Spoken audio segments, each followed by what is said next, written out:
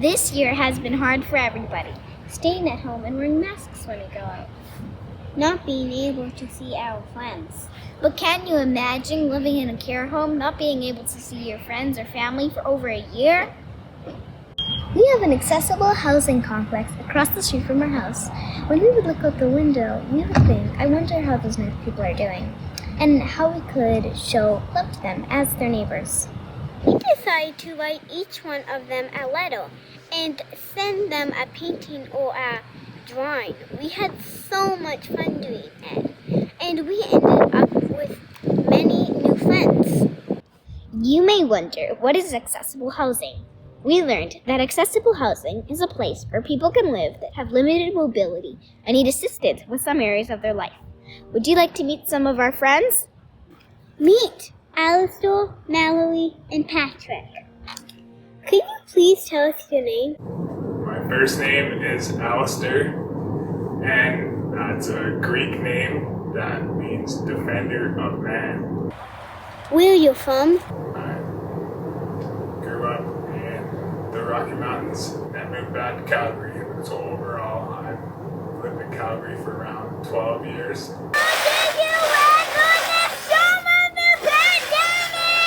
There's been a few difficult parts of the lockdown. One of them is that we're not allowed to go in the fridge anymore, and I used to like to do that in the middle of the night and steal all the extra desserts. A more difficult part is that we've been very restricted in the amount of visitors that we're allowed to have. You guys might have noticed how much I like dogs when I've been pestering Anderson to be my friend for months and months and months, and now he finally is, which makes me very happy. What is your name and background, and why do you live at Inclusio? My first name is Mallory. I am 33 years old. I used to be very athletic. I have two older brothers. How did you weather the storm of the pandemic? What did I find most difficult about the pandemic lockdown? I found the loneliness very hard. What is your name and background, and why do you live in Inclusio? Hi, my name is Patrick Trudeau, and I am originally from Lethbridge. I moved to Calgary when I was 19. Been here since 1989. I come from a family of 8 children. I'm the youngest of 8. How did you weather the storm of the pandemic? The hardest part about the lockdown with COVID was you lost a lot of your freedom, a lot of your independence, and you were forced to become a little bit more of an introvert as opposed to an extrovert. I'm very much an extrovert, so I found it hard to shut myself down or shut myself away from society. But I kept reminding myself that we're all in this together, that we're all shutting ourselves down, and that it will get better. And when it gets better, we'll all be able to rejoice for that matter.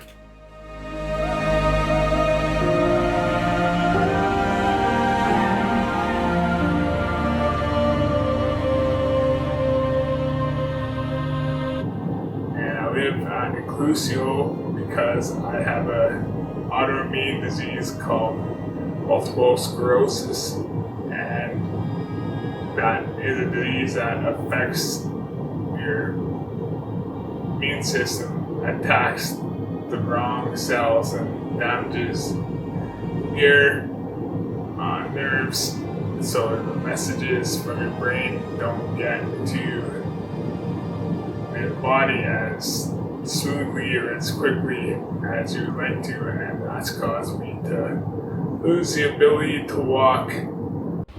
MS is a disease of the brain and spinal cord. In MS, the immune system attacks the protective sheath that covers the nerve fibers and causes communication problems between your brain and the rest of your body. So everyone that has MS can be affected a little bit differently. What we love about Alistair is that he is so positive and kind. He's also good at conversation and loves our Great Dane Anderson.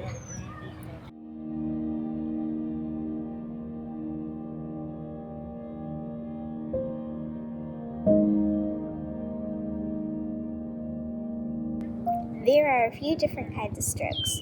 The two main ones are the ischemic strokes and the hemorrhagic strokes. Ischemic strokes are caused by a blood clot that forms in the artery in your brain. When a clot forms somewhere else in the body and travels through the blood vessels in your brain, it gets stuck there and stops the flow of your blood. Hemorrhagic strokes happen when bleeding in your brain damages nearby cells. What we love about our neighbor Patrick is that he is determined to be able to get back to being a hairdresser. He practices with his tools so that he can adjust to his new situation.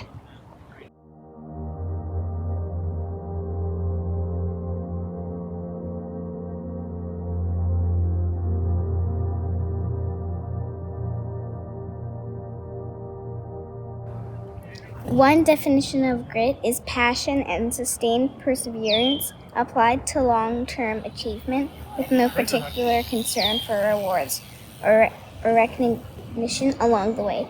It combines resilience, ambition, and self-controlled pursuits of goals that take months, years, or even decades.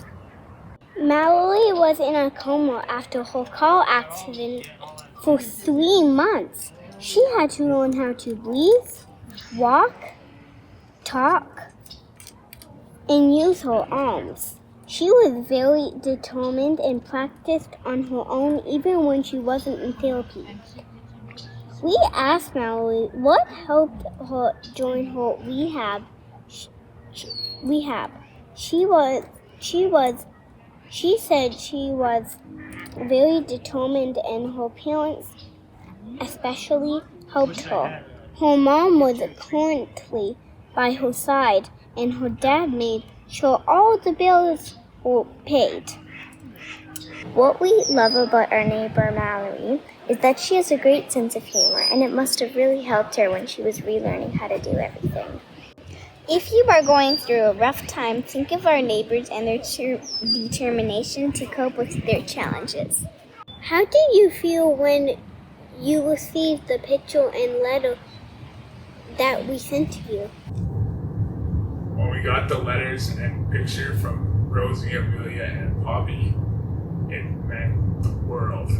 It's very easy to feel lonely and isolated here. You kind of feel like you've been sent away to a home for broken toys, but when we realize that people in our community do notice us and care about us and were worried about us during the lockdown, it meant so much.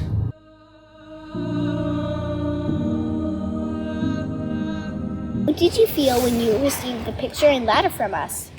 I felt very touched and grateful that just because we were all locked down, people still recognize human interaction helps. How did you feel when you received a letter and picture from us?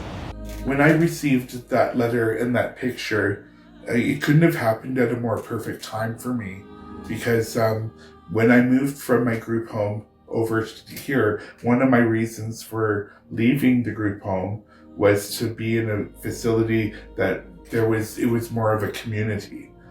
In the group home, I lived with 3 other gentlemen, but here I live with 45 other residents. So that gave me my sense of community. But when I moved here, I didn't know anybody. And basically, that when I received that was my first introduction to my sense of community from within the neighborhood, not even within the building, but from the neighborhood. I couldn't have felt more grateful and thankful for that opportunity to have that happen for me, because I was in such desire for community. And thanks for that.